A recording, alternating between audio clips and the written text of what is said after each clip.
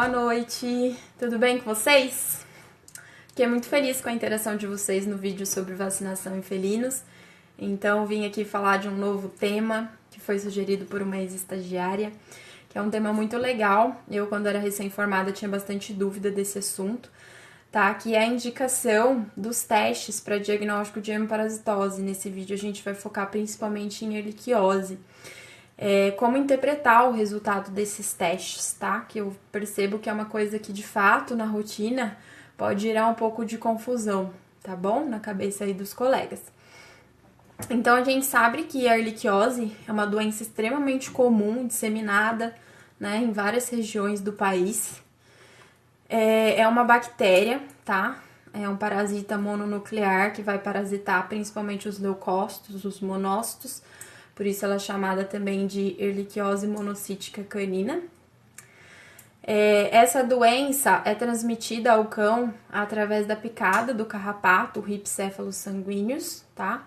E também através de transfusões sanguíneas. Quando o cão é picado, a gente vai ter um período de incubação da doença que varia de 5 a 20 dias, ok? Depois que esse agente é inoculado no organismo, ele vai afetar os leucócitos e se distribuir. E isso caracteriza pra gente a fase aguda da doença, tá? Na qual a gente tem alguns sinais clínicos que são bastante importantes e inespecíficos, que são apatia, inapetência, febre e as alterações hematológicas, ok? Essa fase aguda da doença, geralmente ela ocorre de 2 a 4 semanas após a picada do carrapato. E aí depois, com o passar do tempo, esse paciente vai desenvolver uma resposta tumoral ativa, né? Que vai contribuir com a perpetuação aí do agente, se não for tratado. Esse parasita pode infiltrar-se, né, em medula óssea e baço, tá? Parasitando esses órgãos. E isso caracterizaria pra gente a fase crônica da doença. Na fase crônica, é muito mais complicado da gente fazer o diagnóstico e também o tratamento, tá? Muitos animais, eles podem ficar assintomáticos por meses ou até por anos.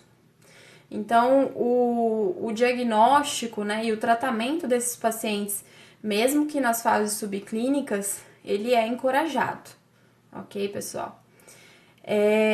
Então, como que a gente faz o diagnóstico, né? Basicamente, a gente tem algumas alterações importantes aí no hemograma, tá? Que são bastante comuns de ocorrer. Então, a gente pode ter anemia, tanto regenerativa quanto arregenerativa, ok? Leucopenia, trombocitopenia, que é o que todo mundo ama, todo mundo quer, todo mundo já associa, né, quando aparece. A gente tem que tomar cuidado, porque 80% dos casos a gente realmente vai ter trombocitopenia, mas em 20% dos casos a gente não tem. Então, às vezes, eu vejo as pessoas descartando uma suspeita, né? Não investigando porque não tem trombocitopenia, tá? Mas isso não é verdade. Então, tem pacientes que vão ter hemoparasitose, que vão ter erliquiose e que vão estar, por exemplo, com as plaquetas normais, tá? Além disso, também é muito comum a hiperglobulinemia e a hipoalbuminemia nesses casos, tá? Em relação ao diagnóstico, né, que é mais o foco, a gente tem como diagnosticar a doença através do esfregaço sanguíneo, pela visualização de mórulas, tá?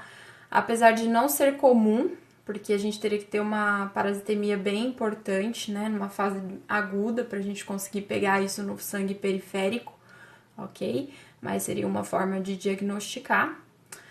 E aí a gente entra, então, no mundo aí dos testes, né?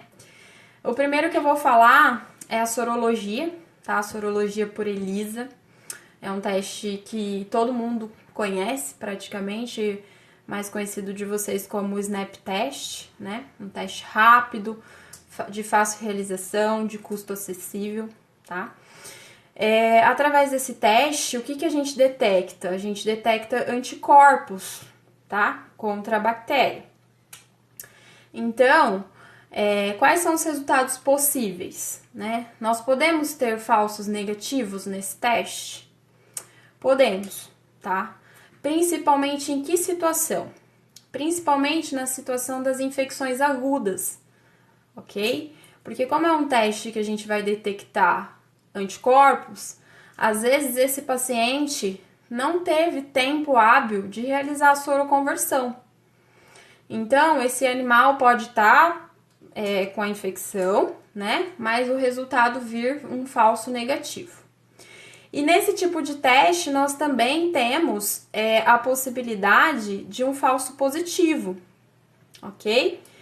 Por quê? Porque se esse animal teve uma exposição prévia ao agente, eu posso ter uma titulação positiva, mesmo que o animal não esteja com a infecção ativa naquele momento.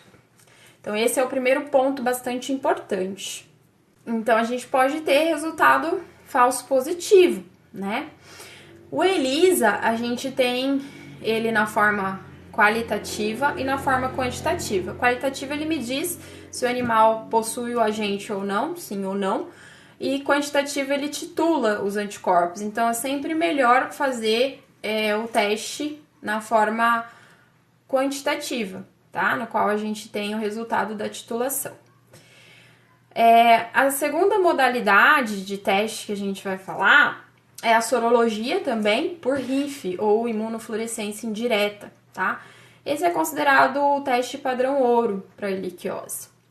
É bastante parecido com o teste de ELISA, vai identificar anticorpos, tá? Então, nós temos basicamente as mesmas limitações, tá? Do ELISA. Então, a gente pode ter resultados falsos negativos? Sim. Quando? Quando o paciente não teve tempo de realizar a soroconversão. Então, nas infecções agudas, nós podemos ter resultados falsos negativos. E falsos positivos também, por exposição prévia, como também já comentamos. Geralmente, nesse teste, nós temos titulações, né, disponíveis, e isso é bastante importante de ser analisado. E o PCR? O PCR, meu queridinho. O PCR, ele é indicado para confirmação dos casos agudos, tá? Ele também não tem uma boa sensibilidade para o diagnóstico nas fases crônicas, porque a gente tem uma baixa parasitemia do agente nos casos crônicos.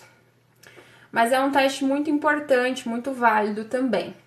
Só lembrando que, claro, né, pessoal, a gente tem que sempre levar em consideração que a clínica é soberana. Então, se eu tenho um paciente que ele vem com toda a clínica característica, com alterações hematológicas significativas, com esplenomegalia no exame físico, e aí eu faço uma sorologia e ele vem com uma titulação baixa ou negativa, isso não descarta totalmente a possibilidade da doença, tá? Aí, nesse caso, seria de bom tom fazer um PCR também. Ou também, o que eu vejo que gera muita confusão, as pessoas, por exemplo, vão tentar o diagnóstico, estão suspeitando de hemoparasitose, e aí o paciente teve erliquiose há 5, 6, 7, 10 meses atrás, e elas solicitam como primeiro teste a sorologia.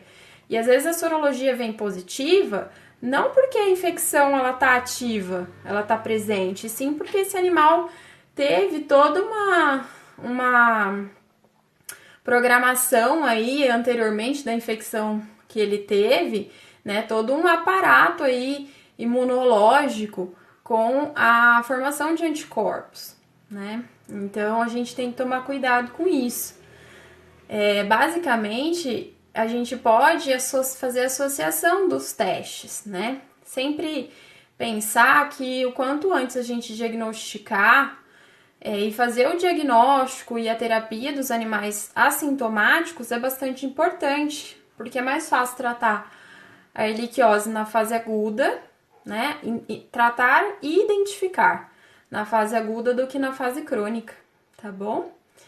É basicamente isso que eu tinha para falar para vocês hoje. Eu espero que vocês tenham gostado desse vídeo, ele ficou mais curto. E eu espero vocês lá pelo direct, tá? Para as dúvidas e também para sugestão de novos temas para os próximos vídeos, tá bom, pessoal? Muito obrigada e um grande abraço em vocês.